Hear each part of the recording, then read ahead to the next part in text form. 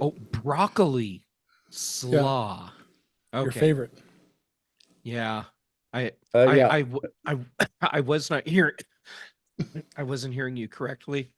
Yeah. And now that I figured it out, it's I'm The, still not the, excited.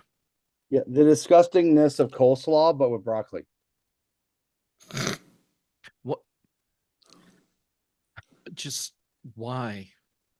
What what have people done wrong in a past life to warrant being exposed to broccoli?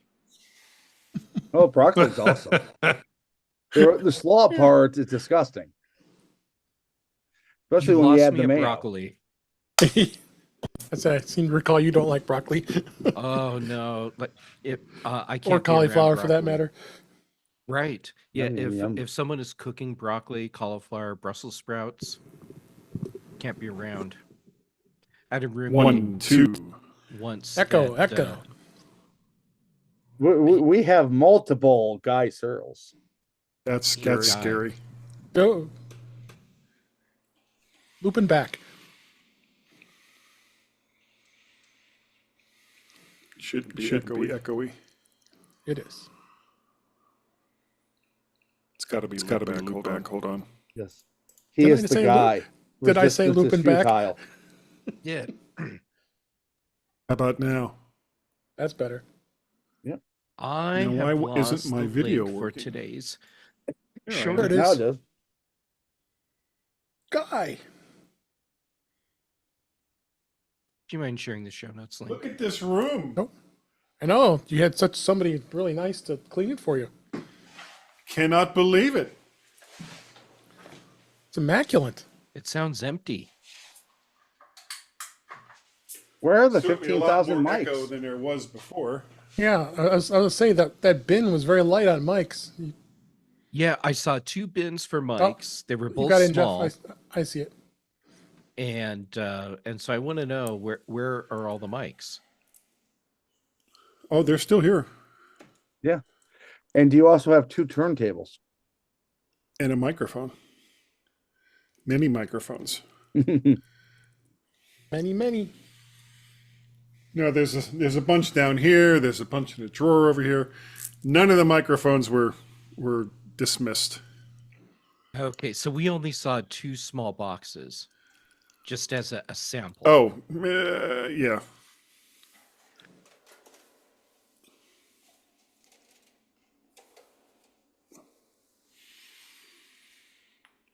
All right. Huh. Now I got to get the document open. It's in the show notes too if you need it. Oh, come on. Can't you just let me open it instead of doing all this stupid shit? Nope. All of it has to happen. And you know why? The link is open to anybody. To annoy you. That is it. That is the sole purpose. It does. I make that link open to anybody. The magic doesn't happen unless there's stupid shit. See? That's right. See? Marty knows what's going on. Let's just hope this. I am on a soulless 5G little repeater because the internet in this hotel was about on par with Crystal Lake. And Yeah. it's been sketchy getting this thing to find the right internets to be able to.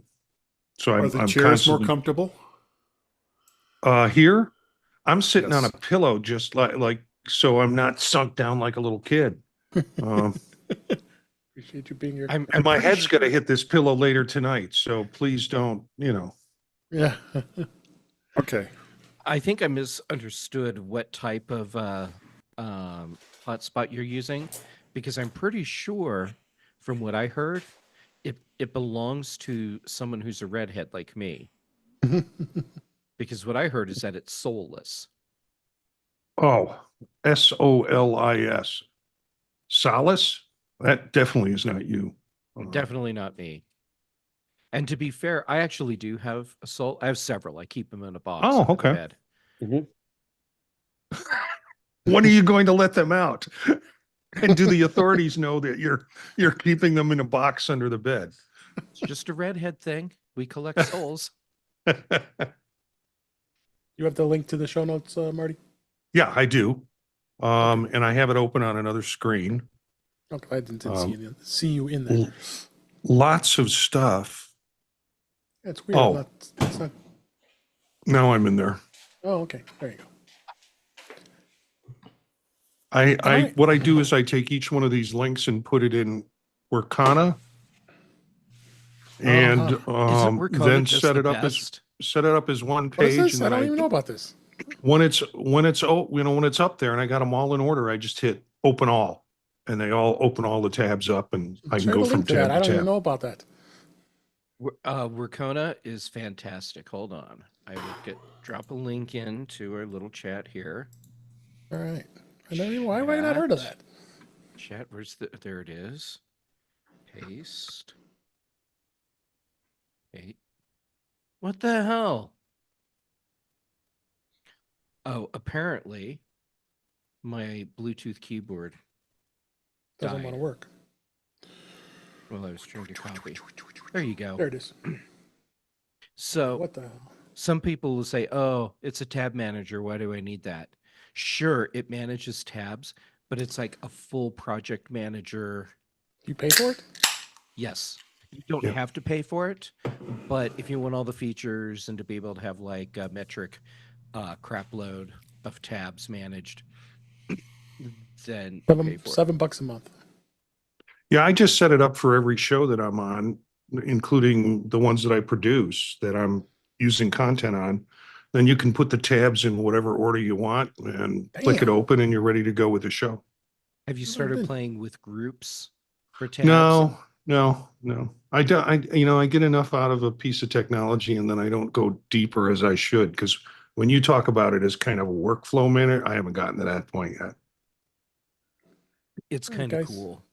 Yeah. It's If you like, let's say you work in Google Docs or Microsoft Word all the time, Yeah. online.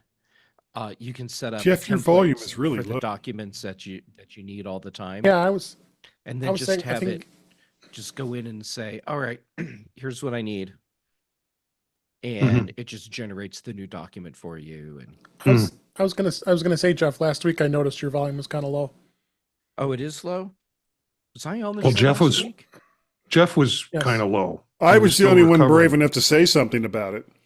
No, I just forgot to mention it this week. All right, so this That should head tell move was you the tops. how I was feeling last week, because I don't remember being on the show last There It week. used to freak my wife out that I could move my head back and forth without moving my shoulders. Do you have any other appendages that move that way? I'm just curious. Yeah, hold on. I let me do show have two you. children. 2 children. All right, Is All my right, is my what- audio level better now? much better. Thank you. Okay. Seriously, I do uh, not remember being on the show last week. You were. Well, you spoke in tongues and Yeah. turned There your was head some around for a floating. There was some floating involved. Yeah. So Yes. just like every other show. Yeah. Much. Okay. And there was some guy in the background that kept saying the power of Christ compels you. I don't know what the hell was going on. That It guy was just good. Your sound really was good until your annoys head me. spun around. Then we Because then lost my you for a face was period. away from the mic. Yeah. Yeah. And you must have like some terrific cleaning bills with all the green vomit that just seems to disappear at the end of each week. I scotch guard the walls. Oh, Lord. Smart. Smart. All right, let's go ahead and get started. It's episode 317. In 5, 4, 3, 2. Welcome to episode 317 of In Touch with iOS, the show that talks about iPhone, iPad, Apple Watch, Apple TV, and related technologies. I'm your host, Dave Ginsburg, and I've got a guest here this week. Mr. Guy Searle's back. How you doing, Guy? Hey, floating. Yeah, I'm doing fine. Thank you. Thanks for having me on, Dave. Oh, great to always have you. And also great to have him in a different location. Marty Gensius is here. How you doing, Marty? Yeah, I hope I can stay the whole time, and it's not because I don't want to be here. It's just I'm wondering how well this little device that's repeating the internet at a higher rate for me and a higher cost will last. How long it'll last, and so it's good to be here. My relatives are like probably playing Pictionary or something right now. So you'll be So you're here missing the out whole on time that. then. Yeah, I will Better- be here better- the whole time. Better to be here for that than that. Plus, Also he's in great the to CIA safe house. and also glad he's back. Ben, what do you think? How you doing, Ben? I am fantastic, Dave. Ready to talk a little bit of Apple Intelligence. Yeah, there's a lot to talk about this week, but last but certainly not least, Jeff Gammon is here. How you doing, Jeff? Glad you're here.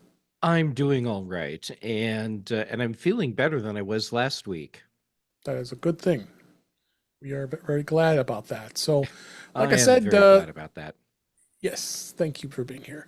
And like we said, there's a lot to talk about this week. We're going to actually, as we record this, the quarter three earnings for Apple was just announced, so not even 2 hours ago here, and we're going to talk about that and lots of updates, including iOS 17.6 as well, and a number of betas.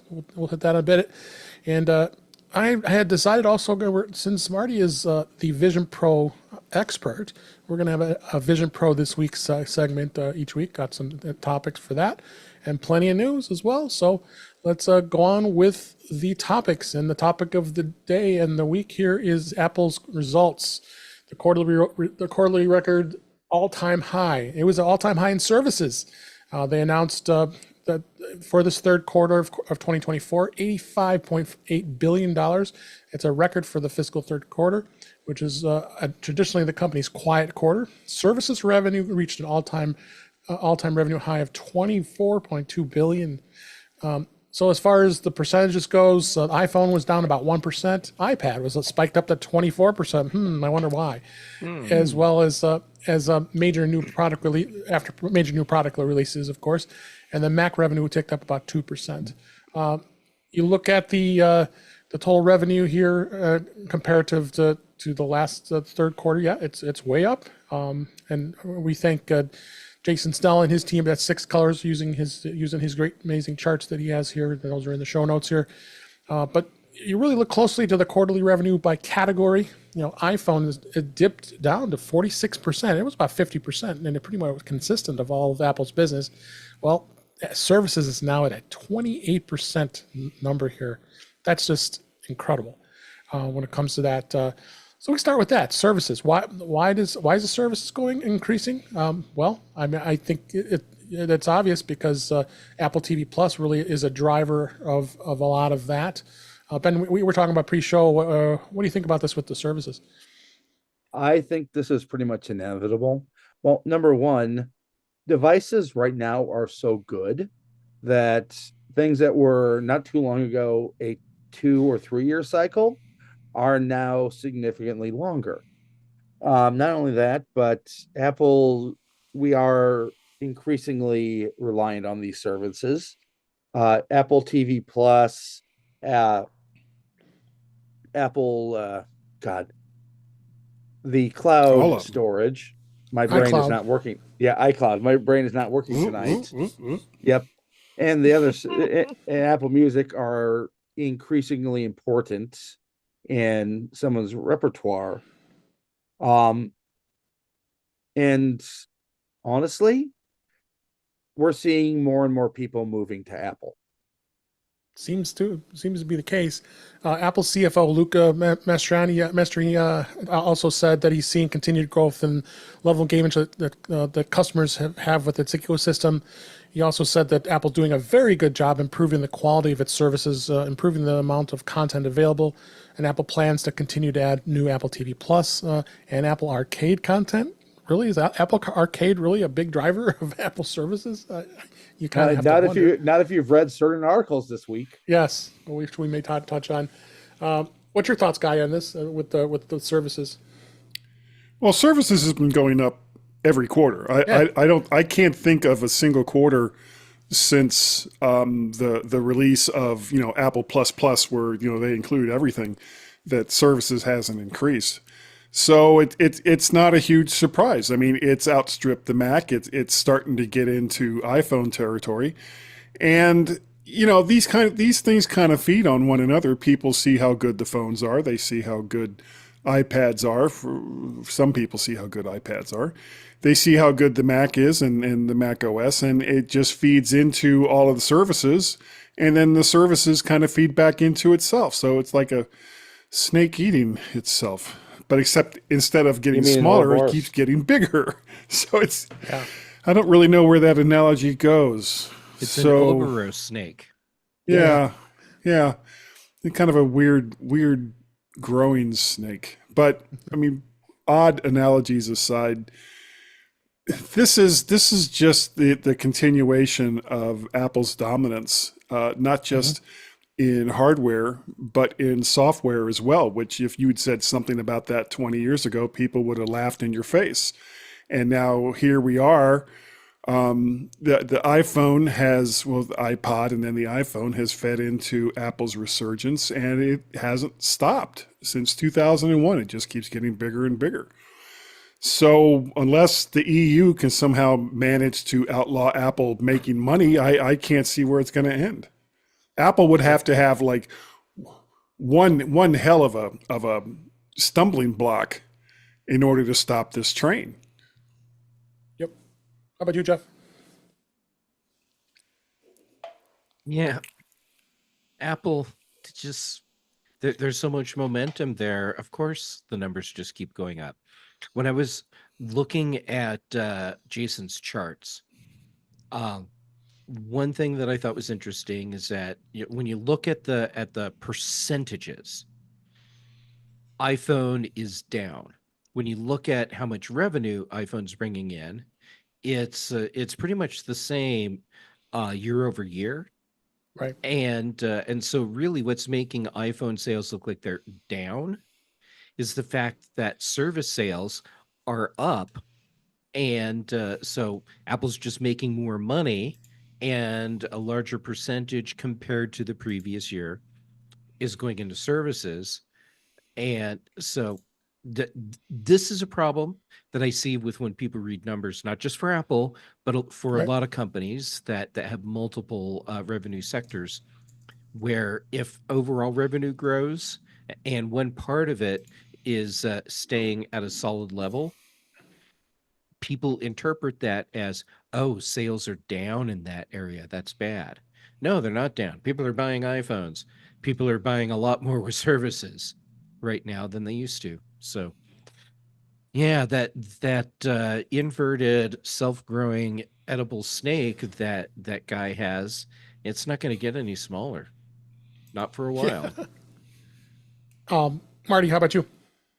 Well, once again, as everybody predicted, Apple fails another quarter. Yeah, they're doomed. You know, Making all the money. they They're keep doomed. making the money despite all the predictions. I'm trying to figure out what's the driver in this. And one of the things I would consider is the privacy and the security aspects have become more important in the public's eye, particularly with some of the problems that we've had with privacy and security, that they're beginning to see Apple as a secure platform. So, and really the most secure platform. And so I think what's happening is we're getting people driven to Apple for that type of security, and besides the products, I mean, they're enjoying the products, but I think the services, iCloud and things like that, is being driven by Apple's emphasis on security and privacy. Yeah. So definitely interesting. I'm not going to go over every single thing here. We did, like I said, we mentioned iPad sales 24%. It's up to from 7.2 billion. That's obviously because of all the new iPads that came out. Took some of my money and Marty's as well here. So that's no surprise there. And then the big discussion now is how the iPhone did. Tim Cook did say that the company's very excited about Apple Intelligence and the level of value that Apple will provide to their users, and it's going to be another reason for a compelling upgrade, since kind of hinting about iPhone 16 that's probably going to be coming out. Again, I mentioned Apple Intelligence. They can't see what kind of amazing things that developers are going to be doing with Apple Intelligence. And I also know that they're going to be putting a lot more money into this and push hard to try to get this released in the fall and stay on track, because that's the goal here. We'll talk about beta in just a minute here as far as people being able to do Apple Intelligence. other product revenue in the Mac was up slightly, 7.7 billion, and the home accessories and wearables was actually fell 2%, 8.1 billion. So overall, I think pretty good performance for the most part. You know, you never can expect this kind of a profit here when it comes to the third quarter, because third quarter tends to be lower. Then now we're going to be going into the fourth quarter here soon, and then you know now those numbers are probably be more with. It's hard to argue with success. Yeah. You really can't. You really can't. So, anybody else want any final words on that before we move on? There's not much else we can go on this, and plenty of other things to talk about. So let's go ahead and talk about. I'm going to go into beta, but first I want to talk a little bit about new updates. Apple did release iOS 17.6 as well as iPad OS 17.6, and you definitely want to go out and install 17.6 right away, because there's about 30 different vulnerabilities that are out there in security for this, and people get concerned, why you got to keep installing these. Well, then this is the why. There's a number of different vulnerabilities in security. It does talk about it. I've got links in the show notes as far as what the specifics are in vulnerability. It's just go out, install it. And most of you are smart enough not to be running beta, I hope. Unlike me. So yeah, unlike Ben, and unlike Marty probably. Yeah. Please go check that out. A couple other things notable that what was added, the Apple continues to expand the emergency SOS via satellite expansion. If you recall, that's available for the iPhone 14 and later, where you can contact emergency services if there's no Wi-Fi or cellular signal. Next, the most recent country that was opened up for this was in Japan. That's a pretty big country. That's great to see that they're adding that. So that continues on to be something that Apple is really getting strong with this. So it's a good thing to see here. I'll talk a little more about updates here as well. Vision OS is now at 1.3. Mac OS is at 14.6. TV OS and Watch OS is at 17.6, and Watch OS is at 10.6. That's basically going to be the latest updates. They did add the catch-up feature. That would mean you can catch up on sports specifically on TV OS. A couple notable things as far as Mac goes. The M3 MacBook Pro now is going to be able to drive multiple displays. It didn't before. Now it does with Sonoma In clamshell. 14 and in clamshell mode. Yep. So that's a good thing to see as well. So a lot of updates there this week when it comes to that. So now let's move on to beta. Now beta, iOS 18.1, beta 1 was released, and it added the Apple Intelligence feature. Now, of course, everybody knows that you have to have an iPhone 15 Pro or higher to be able to utilize this feature on the iPhone. Wait, is there a higher phone than the 15 Pro right now? There is not. So you have to Not have a unless you're latest Tim Cook. iPhone. I thought I'd bring that up. Oh, I You know. don't spend I know. much time in Colorado, do you, Guy? All our phones are hot.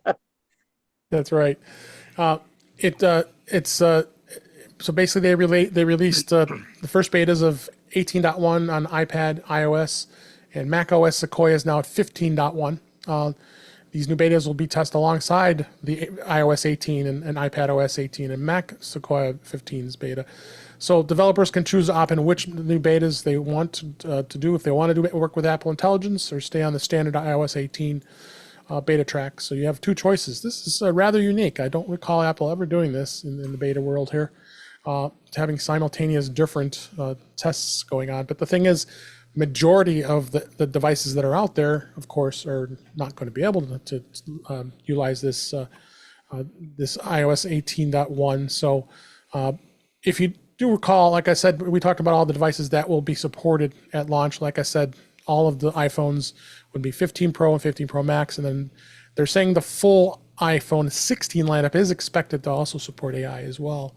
A number of Macs, and mostly in the M series, pretty much all of them.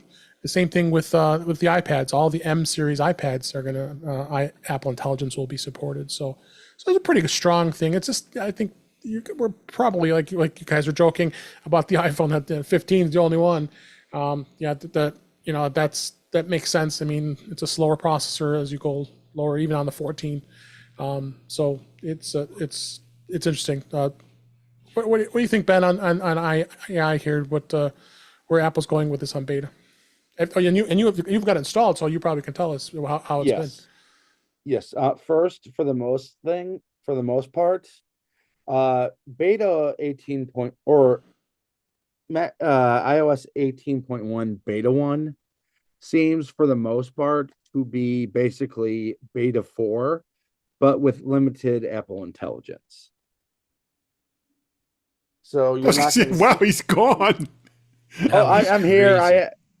I have cats all. Listen, I grew up in the. the 70s. You can't do that to me. But anyway, Oh, so many Stro Right. titles now. now that I've been completely distracted by my feline Apple Intelligence. compatriot. Apple Intelligence. Yes.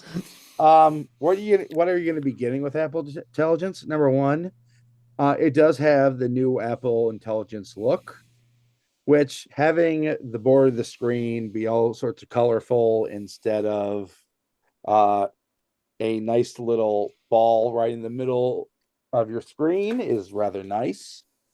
Apple Writing Tools works. There seems to be a little bit more contextualization with Siri. That said, if you were hoping Siri 2.0 is here, it's not.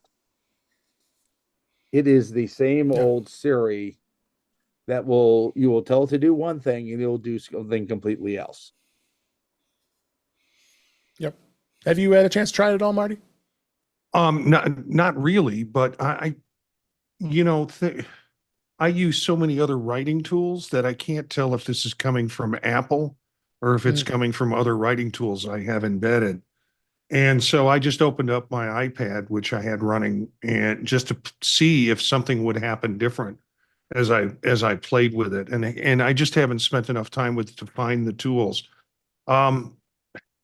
There are times that I'm working on my phone and I'm getting more corrective writing or more options. And as I said, I can't tell if it's a tool that I have in there or if this is some of the new beta stuff coming through, but it's not the new Siri yet. So, as Ben had said. Yep.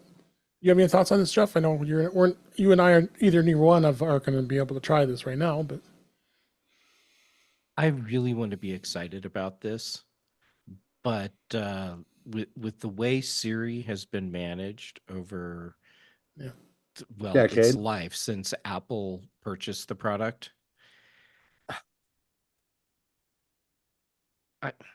Apple's really going to have to prove to me that what they're doing with AI is solid, and right now I'm just not feeling it.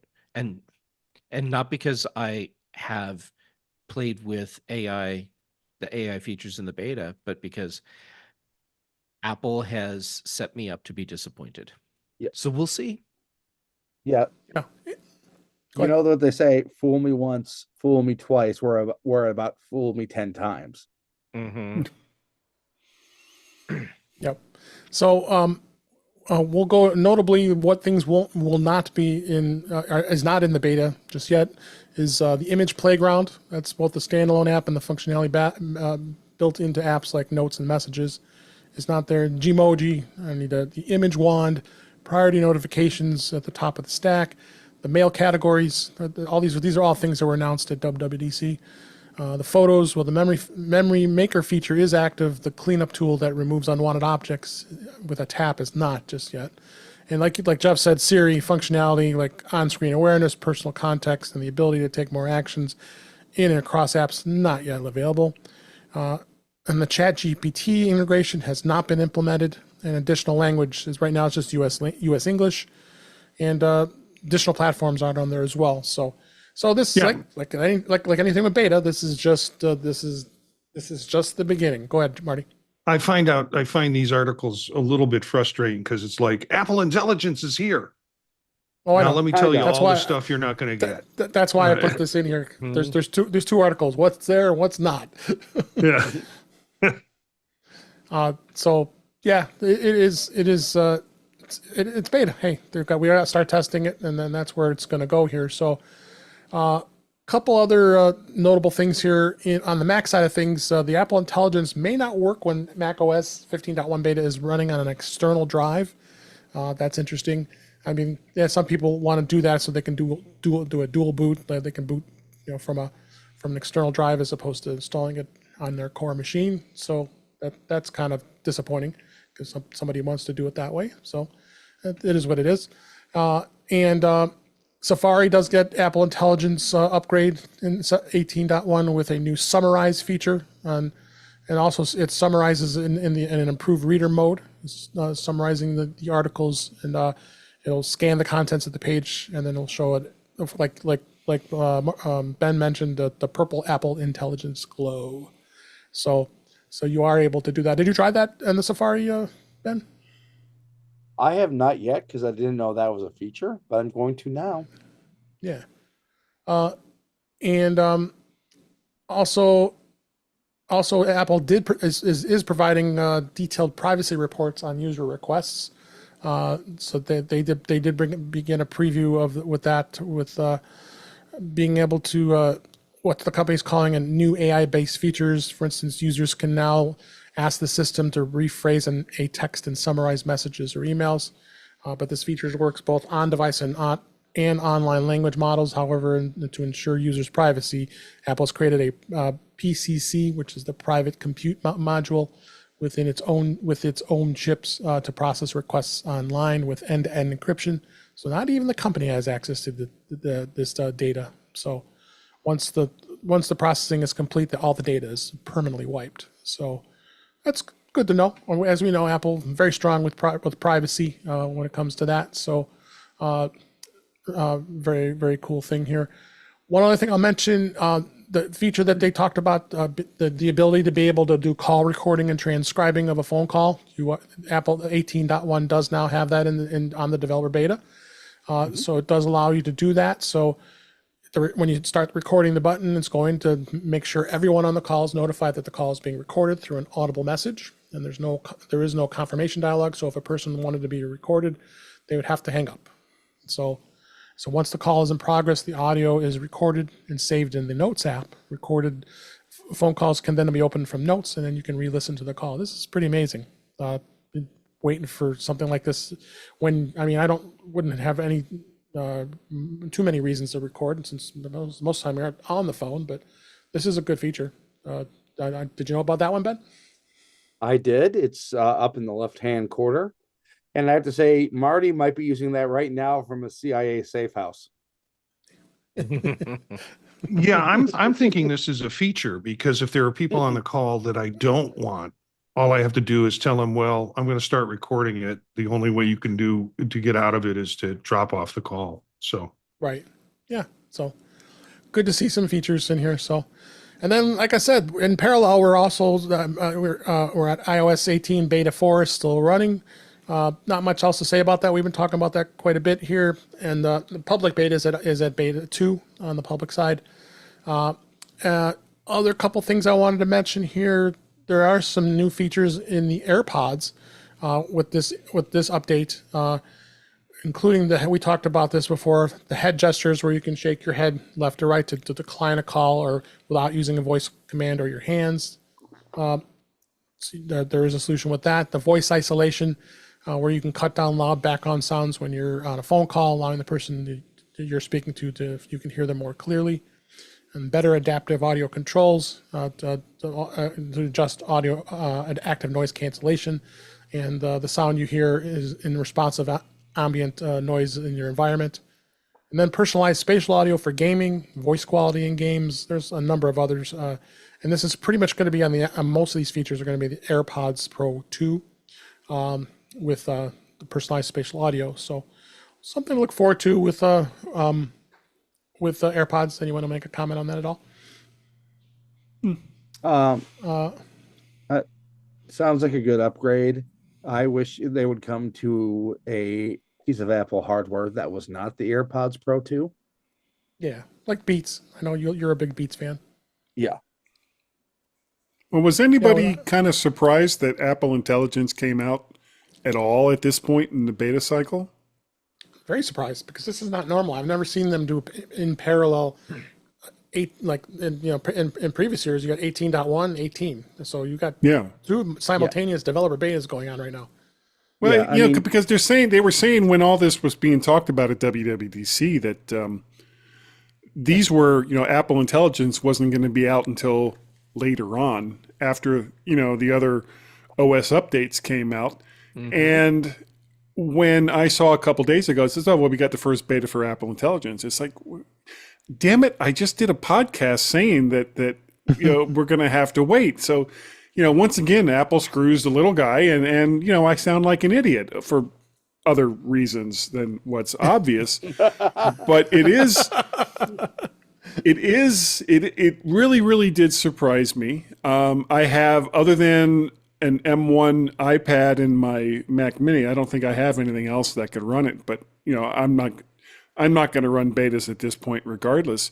But the fact that they've got it out so quickly kind of tells me that they're forging all these agreements with other companies to get Apple Intelligence moving.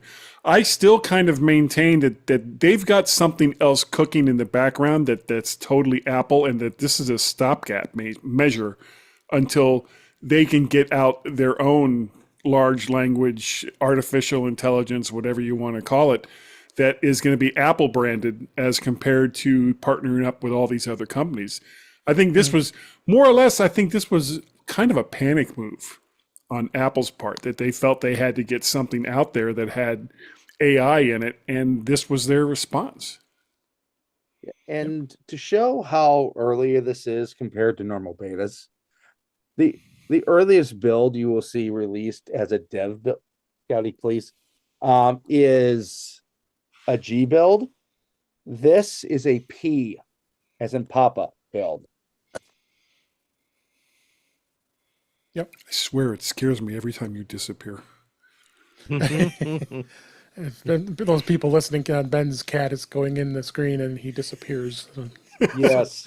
And not just like, Oh. oh, we can't see Ben because the cat's there.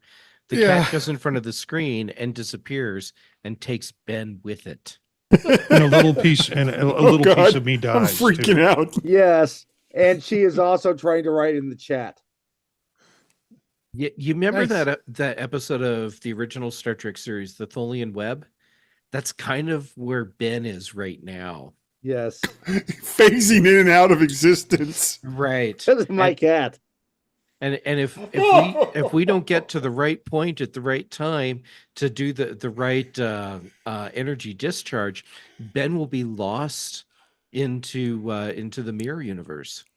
Yes. Well, at least he can breathe wherever it is he is. Yeah, at least there's that.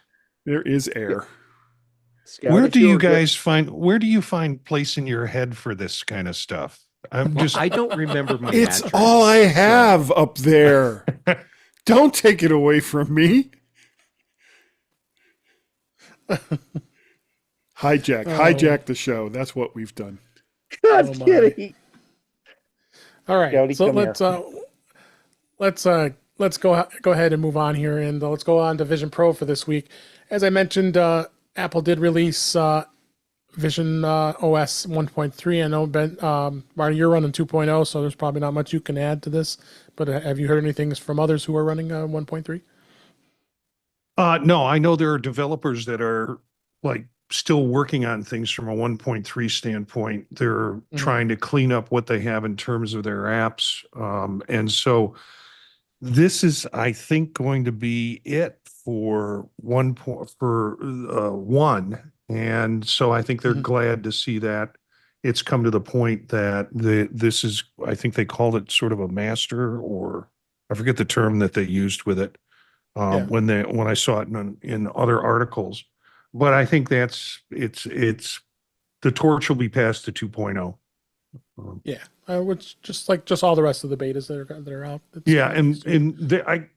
I also heard that they're not going to be doing betas for the general public on 2.0, that you have to be a developer to Okay. grab the betas. So this will be Huh. what the public will work with until 2.0 comes out.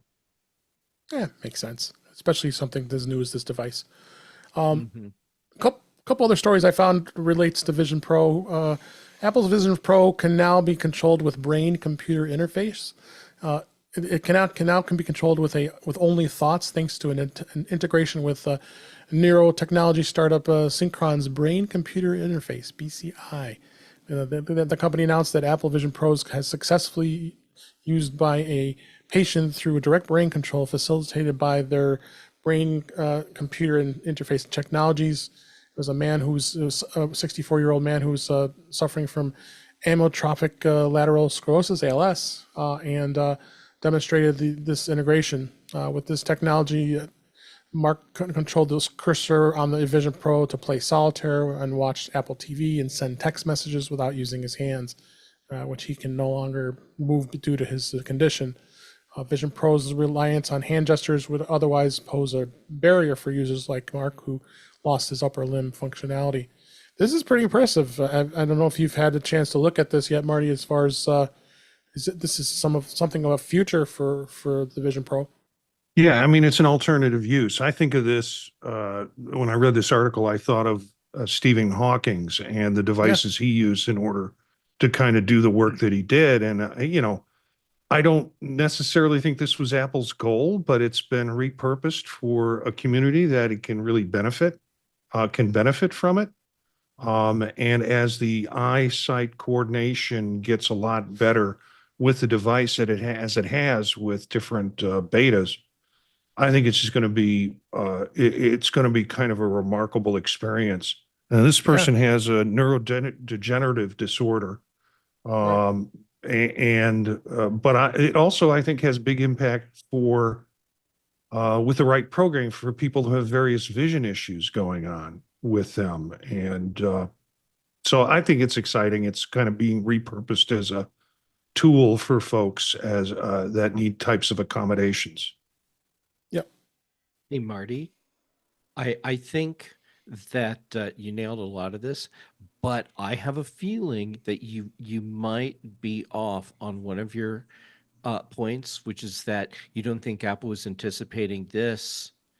I think this is part of what Apple was thinking about from the very beginning. Okay. I think they were considering Apple Vision Pro as a totally new platform. Of course, we knew that part, but not just for people that are fully motor capable. I think they really were looking at this as the beginning of a way to allow full computing experiences for people that have neurological and other motor control issues. Well, even with the hand control issues, there articles have been popping up about how when Vision Pro scans your hands, it scans 21 different points on your hands. So it's looking at different joints, essentially front and back. And in doing so, it's gathering a lot of data that could be useful. Now, if I imagine, and I have some friends who have not necessarily motor control issues, but their hands are kind of stuck. Arthritis Then- and such. Yeah, and the article, there's another article that talked about how Apple has just patented the ability for people to use and create their own gestures. So if my hands are fully functional and fully mobile and the device is only set up to do that, then it's not going to help those folks who don't have those kind of digit kind of issues. But if those folks can make their own hand gestures based on the shape of their hands or the directions of their hands, then it opens it up to a lot more too. So you're probably on target. I know you're always on target, Jeff. You are far Well, too generous. I actually used the Vision Pro for the very first time when we were all at Macstock. Oh, right. And I have to say, even with only having one eye, I was blown away at how well it looked and how good it looked, even from my perspective. One of the things that I've been hoping for, or at least trying to find out more information on, is something for people with monocular vision. Mhm. And this goes a long way with the proper programming. And of course, it's just too flippin' big right now. But with the proper programming, people with various sight issues, including monocular vision, would be able to use this to make up for the deficiencies that they have. Like I can see nothing on this side, but if I'm wearing a pair of glasses that has a camera there, and both sides of those cameras are being projected upon the left side of the glass, then all of a sudden everything that I couldn't see over here is now there. Mm-hmm. And that would be amazing. I would love to see that. And and there's nothing like that right now.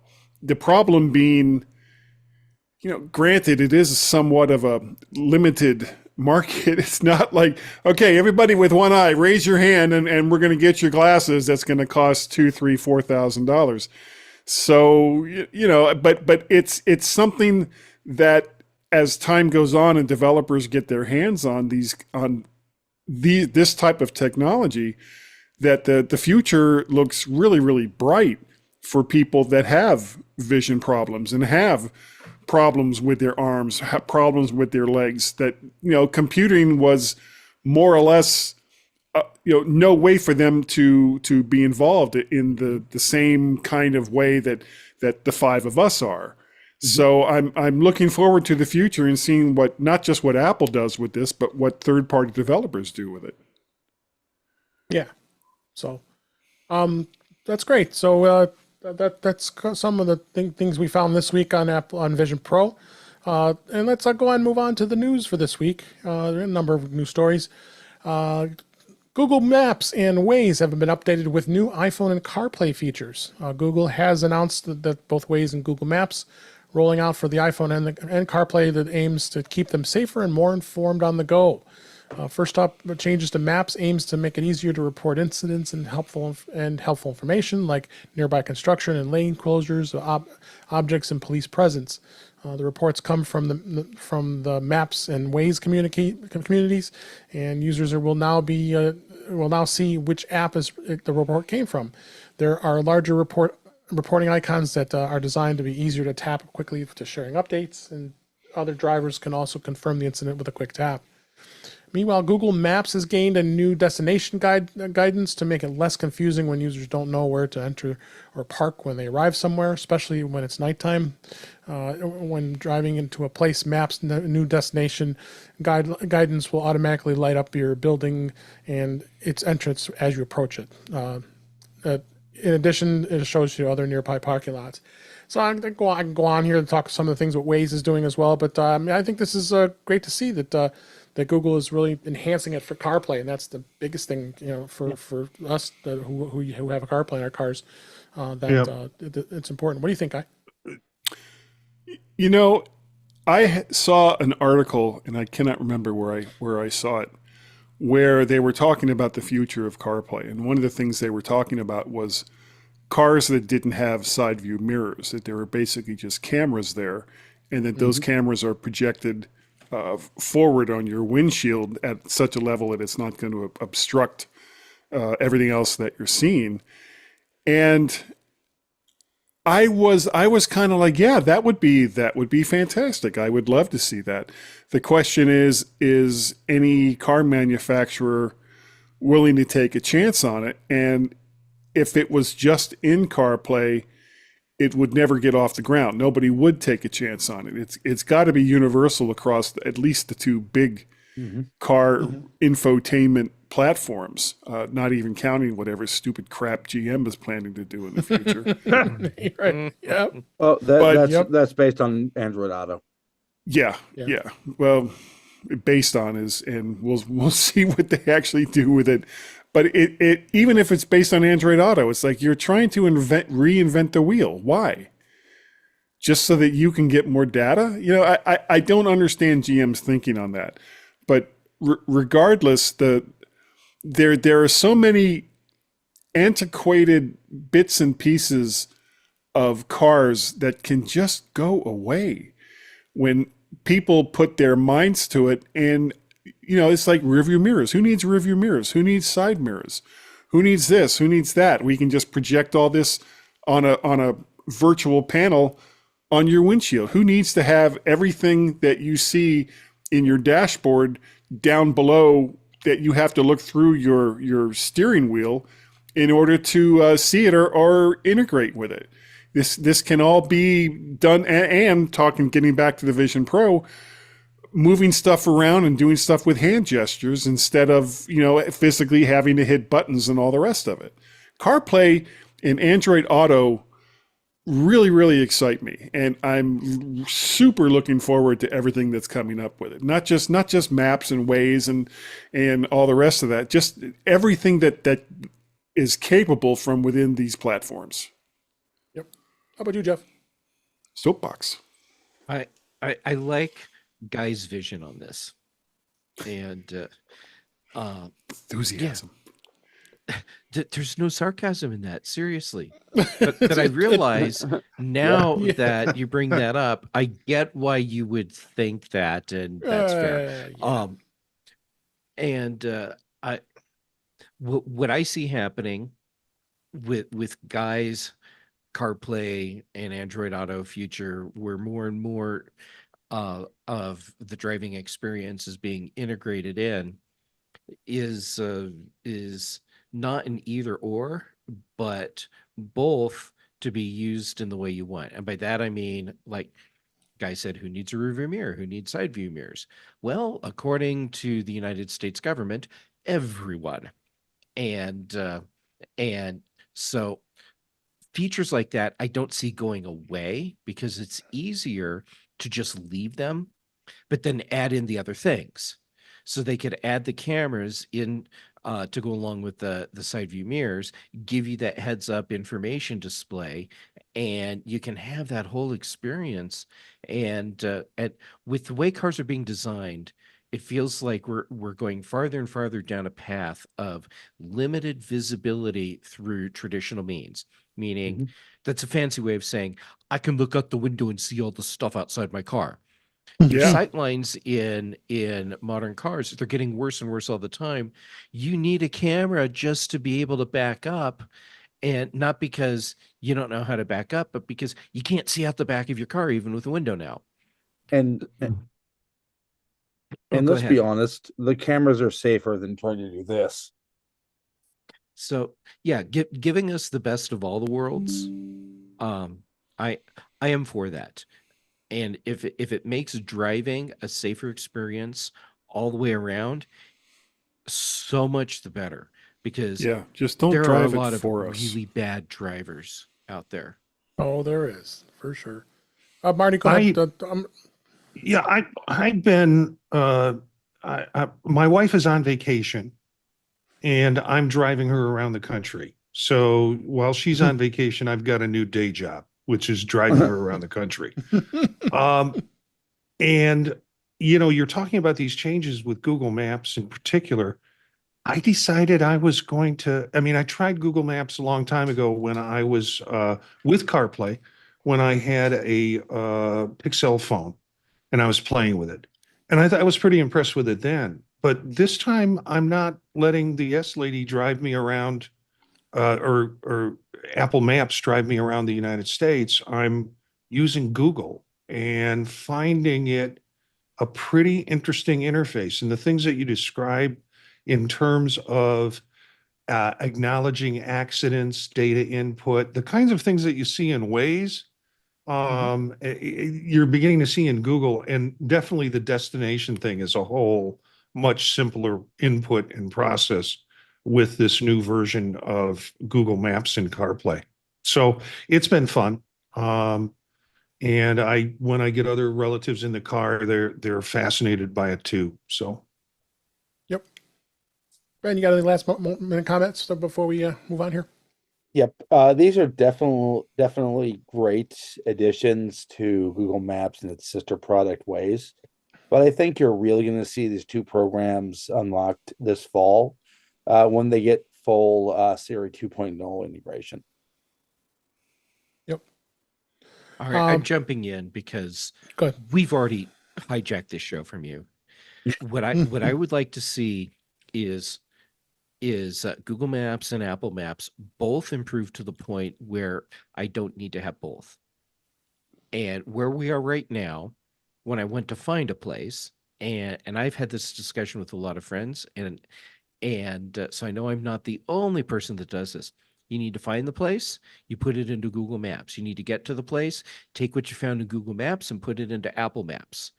And then you get the best of both worlds. And it would be great to not have to use that sort of process to get where you want to go. But yeah, that's kind of where we are right now. Yep. Speaking of CarPlay, Apple CarPlay contributes to a higher vehicle satisfaction in the latest survey. A new survey released by JD Power, which is a pretty big survey company, shows that U.S. Consumers continue to prefer vehicles with support for CarPlay. The market research firm annual U.S. Automotive Performance Execution and Layout study found overall satisfaction with in-vehicle infotainment systems to an average of 805 on a 1,000 points scale. However, satisfaction was high among owners who use Android Auto, which is 832, and even higher for those who use CarPlay, 840. The study is based on a response from about 99,000 owners of new 2024 model year vehicles in the U.S. that were surveyed over the 90 days of ownership. And it was conducted from July 2023 through May of 2024. CarPlay has routinely fared well in vehicle satisfaction studies since launching in 2014. So the latest one is no surprise. However, it comes after GM, of course, controversially decided to stop offering CarPlay and Android Auto in its new electric vehicles in favor of its own software system. Electric vehicle maker Rivian is also preferring its own software over CarPlay as well. And the study reinforces that these automakers are betting against a consumer preference, and it remains to see if they'll ever reverse course. We know that the next generation of CarPlay that Apple announced in 2022 is yet to become available in any vehicles, but Apple's website says the rollout is going to be beginning this year in 2024. Next generation CarPlay will be more deeply integrated across multiple screens in a vehicle, offering a built-in FM radio app and climate controls and more. Highly customizable, allowing automakers to tailor the design of the system uniquely to match their vehicles. Are we at all surprised about this? We're all talking about here. We love CarPlay. You know, Guy, you say that you won't want to run a car without CarPlay. So No. unfortunately, you did when you went to Macstock. But Yes, I did. Yes, I did. And we heard about it. Yeah, we heard about Many times. It was a subject of conversation. your thoughts. The fact that car makers want to somewhat customize CarPlay as far as environmental controls and other types of controls beyond the infotainment system that you have in most cars is not a surprise. And as long as they leave the infotainment part alone, which of course is the kickback to where Apple makes most of its money through services, I don't feel that they're going to fuss that much. If they want to put another screen a little bit lower down and use the power of whatever processor is coming up in the iPhone 17 or 18, yeah, why not? You know, you want to have environmental controls that you can customize exactly for where you expect them to be.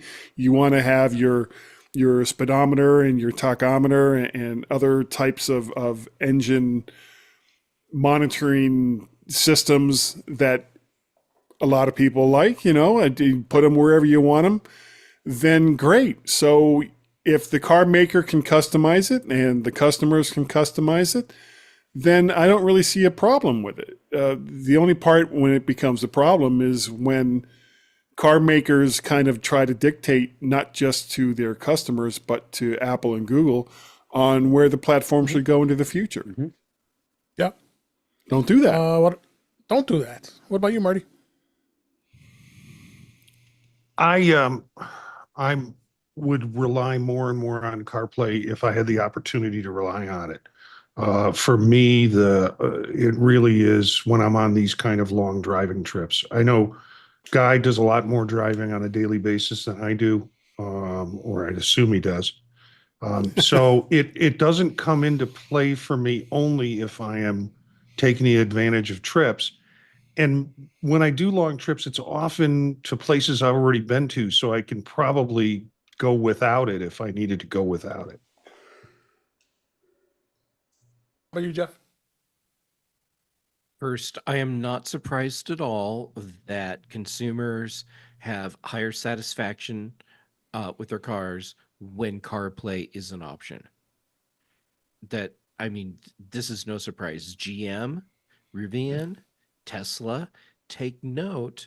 You are screwing your customers, and eventually it's going to hurt you on some level. It already is for Tesla. It is. So yeah, just give people what they need. The fact that we don't have CarPlay 2 on any cars yet, of course we don't. And that's because the lead time for new car production designs, this is a multi-year thing. So when Apple announced the new CarPlay, they were in a position where they had to do it because it was going to be revealed by car companies through leaks, if nothing else, before Apple could control the message.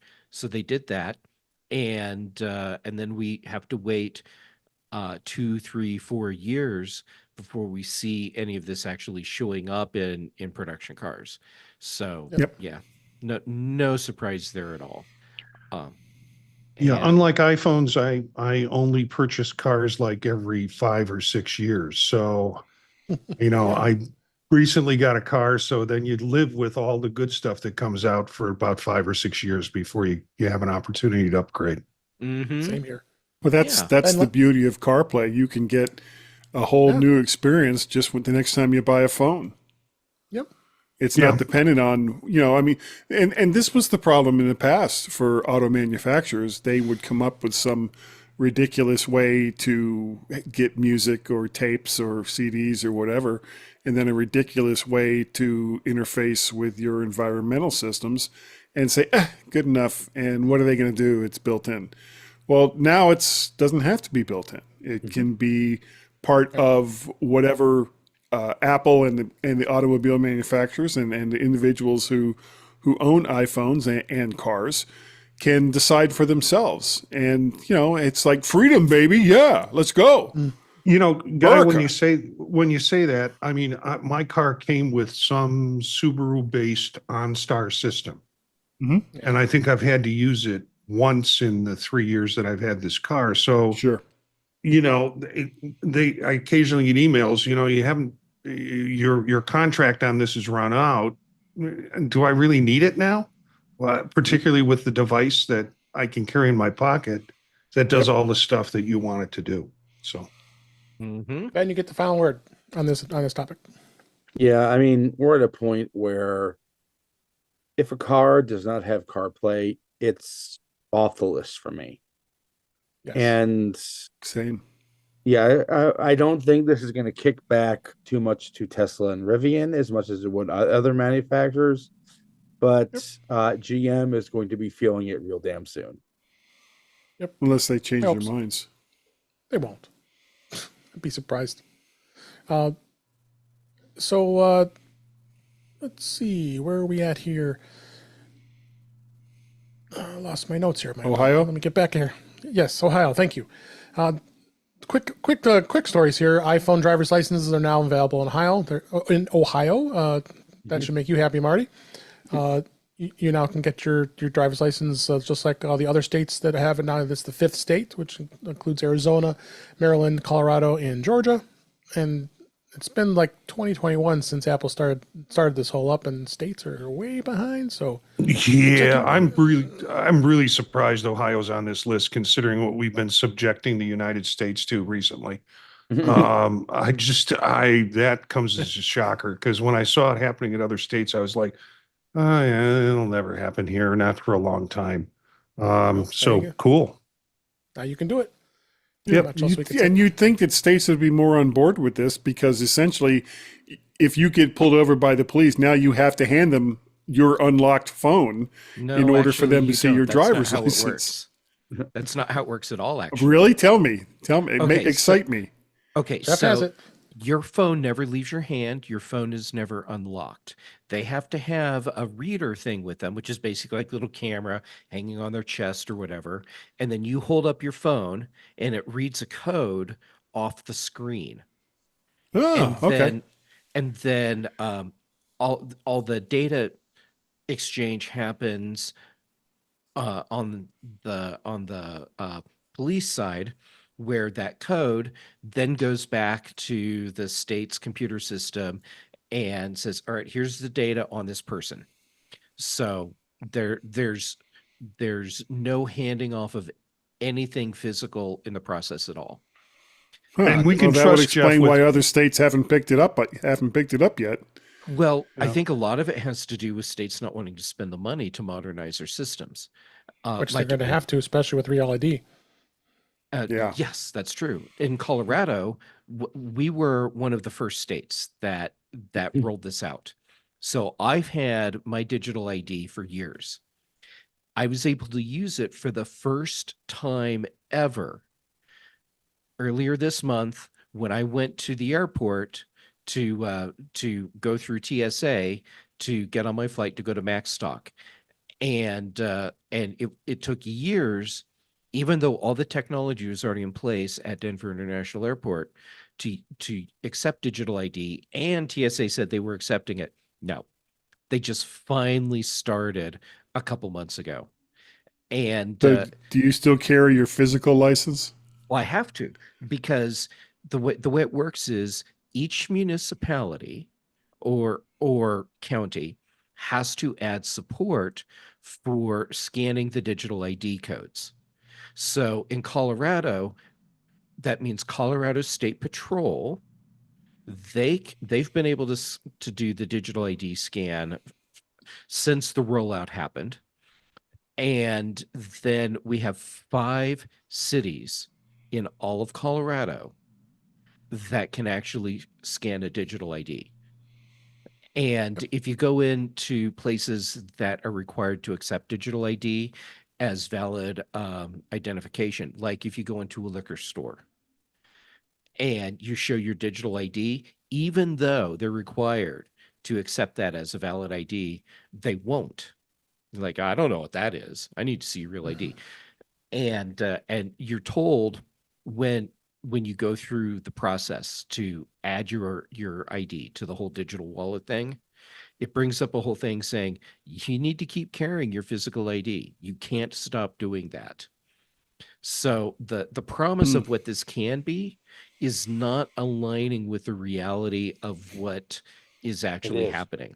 So you're not saying it's fully realized. Yeah. Right.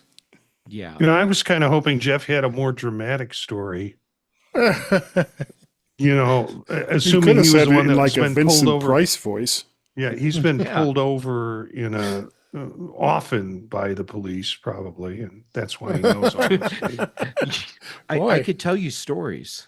Quick change pants. Yeah, my quick change pants. But Marty, the fact that I do get contacted by the police on a fairly consistent basis accounts for why I don't have tattoos.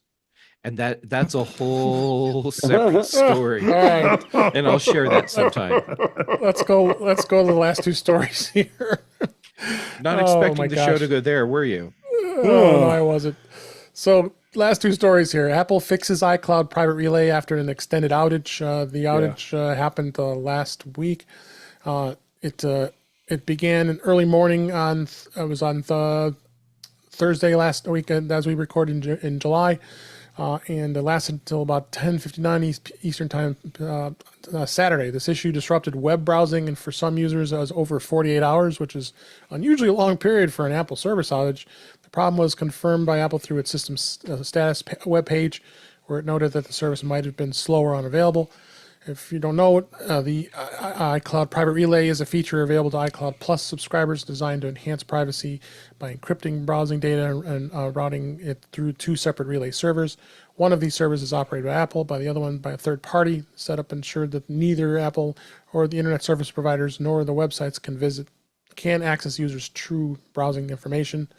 The service dual relay mechanism helped maintain a high level of privacy, separating the user's IP address from the DNS queries, which further obscures the user's online activity.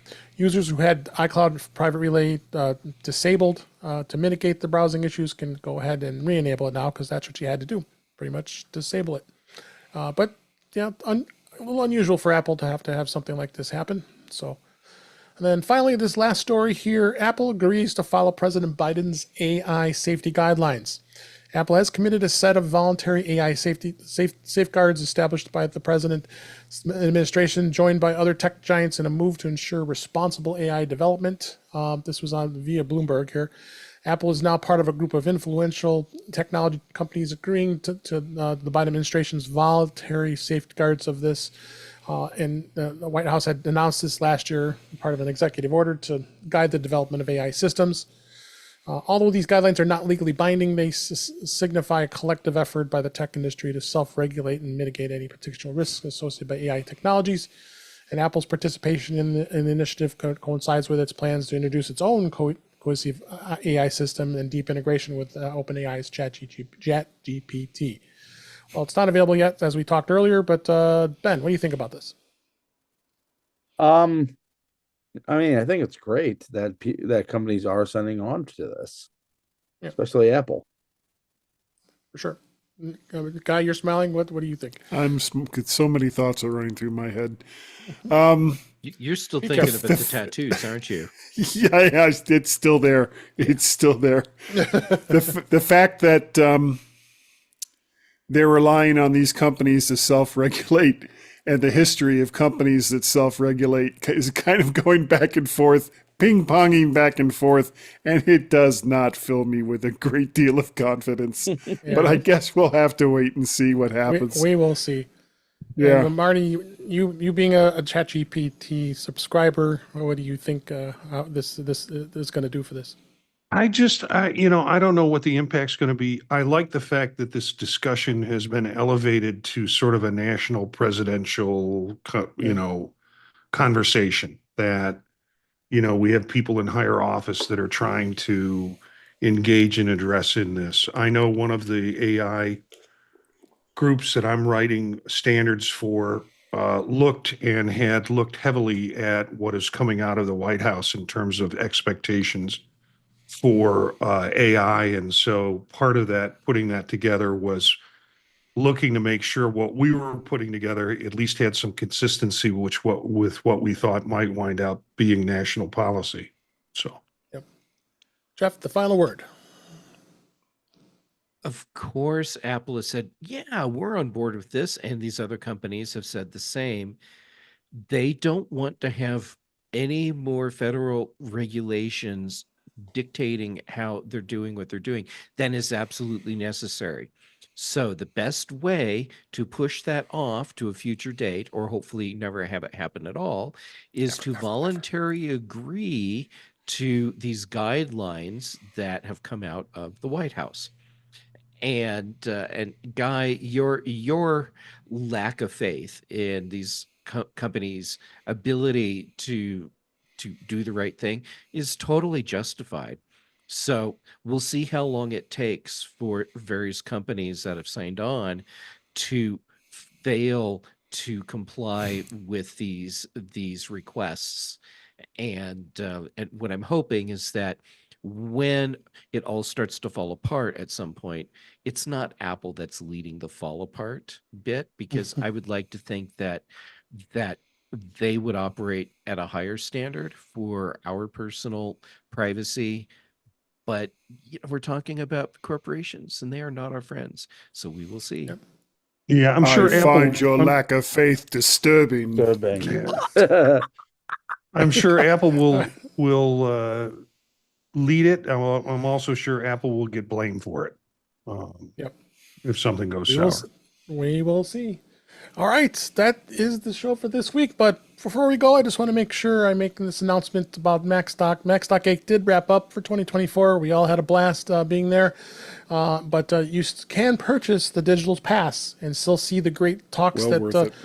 that had it, including myself and Jeff Gamet and Marty that's here and so many others. But the content should be available in late. And as Mike Potter mentioned last week on the show, he's working hard to get all those recordings in place, and hopefully by the end of August, you'll have start seeing some of the content. But why not just go ahead and sign up for it right now? Just go to max.conferenceandexpo.com, and there's a link right there in the show notes that you can sign up for it. And you also can sign up and get discounts on previous year's events too. There's a lot of good content from previous years, so check that out. And go ahead and subscribe for the digital pass for this year. You're going to see some great content. So please support MacStock, and that will be great, as well as you'll get to enjoy some of the content. So with that, let's go ahead and wrap up for this week. That's a wrap for this week. Please send your comments, questions, and suggestions to our email address, which is feedback@intouchwithios.com. You can follow us on Mastodon, which is at intouchwithios at techhangout.social. Support the show by buying me a coffee at intouchwithios.com/coffee. We would really appreciate it. You can become a Patreon of the show by going to patreon.com/intouchwithios, where we have 2 tiers available to support the show. We would really appreciate it. Make sure you like, share, and subscribe so you're notified when we are live streaming on Thursday nights, 8 p.m. Eastern Time and 5 p.m. Pacific on our YouTube channel. A shout out to Webb Bixby, made it late, but we're still glad you're here, and Brian F. and a number of others in the chat. Really appreciate you being here. And that's our YouTube channel, youtube.com/intouchwithios, where you can watch the current and past live streams as well as listen to past shows. Visit In Touch with iOS magazine on Flipboard, where many of the topics we discuss are flipped into that magazine. The link is in our show notes. You can subscribe to the show on your favorite podcatcher, including Apple Podcasts, Pocket Casts, Overcast, and many others. Just go to our website, intouchwithios.com, where all the links and all the ways to listen to us are on that website. I am Dave Ginsburg. You can find me on Mastodon at DaveG65 at mastodon.cloud. Guys, Cyril, it's always a blast and pleasure to have you on the show. Thank you. I had a really, really good time. You can find me over on the mymac.com podcast. We're coming up on our 700th show, which oddly enough is numbered 930 or 985. Oh, It's- new math. It's all new The math. math. I don't quite get it, but yeah. So Gaz and my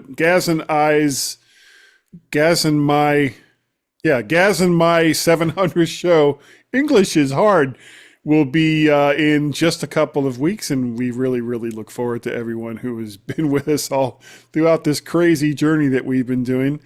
You can find me on most of the socials as either Mac Parrot or VertShark, because I'm schizophrenic in that way too.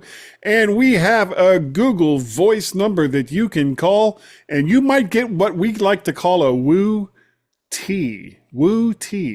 And that number that you can call us on is 703-828-4677. Call us collect, call us direct, but call us today. Yeah. Empire. Yeah. All right, let me mix it up here. Ben Rathick, thanks so much for being here. Where can people find you? Well, Dave, you can find me at Ben Rithig on your social media of choice. On Tuesdays, you can find me on this little show called Mac Voices Live with Chuck Joyner. On Thursday and Friday, shall we say, late mornings, early evenings, you can find me on the British Tech Network on the Big and Mac shows. And of course, Thursday nights, you can find me here on In Touch with iOS. Thank you so much, Ben. And Jeff Gammon, it's always a pleasure to have you here on the show. Where can people find you? It's always a treat to get to be here. Oh, wow. Guy, it's crazy how you can do that right over the internet. Crazy. Crazy. All right. So when I'm not being force choked by Guy, I'm posting on social media, Jay Gamut on all the different platforms. Most of my stuff right now is going on Mastodon and Instagram. Then for shows, Tuesdays, Chuck Joiner's Mac Voices Live. Here with you on Thursdays, In Touch with iOS. Then on the British Tech Network, as Ben just mentioned, the Big Show on Thursdays, the Mac Show on Fridays. Then Brian Chaffin and I, we do the Context Machine, and Patrice Brendamore and I do Retro Rewatch. And we are working our way through Stargate SG-1 that she has seen many times, and I have not seen at all. So I'm going into these as a first-time viewer, and we're having a lot of fun with that. I'll check it out. And last but certainly not least, coming to us from the road, Marty Gentius, thanks so much for joining us. We appreciate it. Thanks for having me here. Guy, congratulations on your almost 700th show. Thank you. Or Yeah, almost you can 1,000th. find me here on Thursday nights, In Touch with iOS. Also on Tuesdays with Mac Voices, and then 3 podcasts, Circular Firing Squad, The Tech Savvy Professor, and also Vision Profiles. And that's with Eric Bolton. We talk about the Vision Pro headset, and it's sort of weekly news, information, apps, and we have developers on to talk about what they're developing. This week, we started a connection with Chuck Joiner of Mac Voices, and we're doing sort of a simul broadcast of a show called, it'll come out once a month or around that, called Vision Pro Focus. And it's more of, I call it a magazine show where Eric and Chuck and myself talk about some aspect of the Vision Pro. And this episode that just came out was about the social aspect of it and how people can use it for social connecting. So we're having some fun with that, and just appreciate being here on the show. Thanks for being here. Yeah, I watched that first episode. You guys did great. That's amazing. You're gonna get some. It's gonna get some nice viewers and listeners for that too. So, great. Congrats on that. Thanks. And thank you for listening and watching and being part of the show. We would really appreciate it. It's always a blast being here, and we'll be back again next week. But until then, thanks for listening. Thanks for watching, and we'll talk again soon. Thank you, guys. Hey, your internet lasts the whole time, Marty. I jumped out. No, I dropped out on this end. I lost connection. Everything froze, and was in. Didn't want to mess. The Solace was telling me that it was looking for a connection, so I jumped onto my iPad 5G and just did a second half of the show on that network. So, we'll see. I gotta say, I love the name Circular Firing Squad. That really, really appeals to me. My wife hated it and said, Really? why would you do anything like that? So 40 years, I haven't paid attention to her in 40 years. So If I start now. yeah.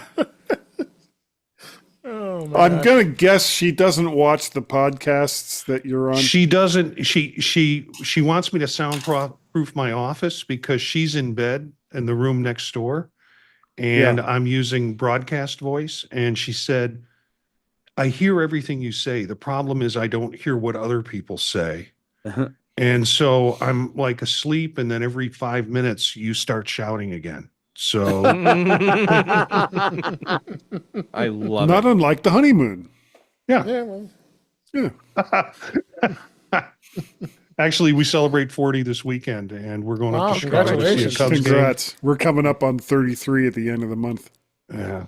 We're doing Chicago for a Cubs game, then we're going northern Wisconsin, then we're coming back to Chicago for a Cubs game. So 2 Cubs games. Nice.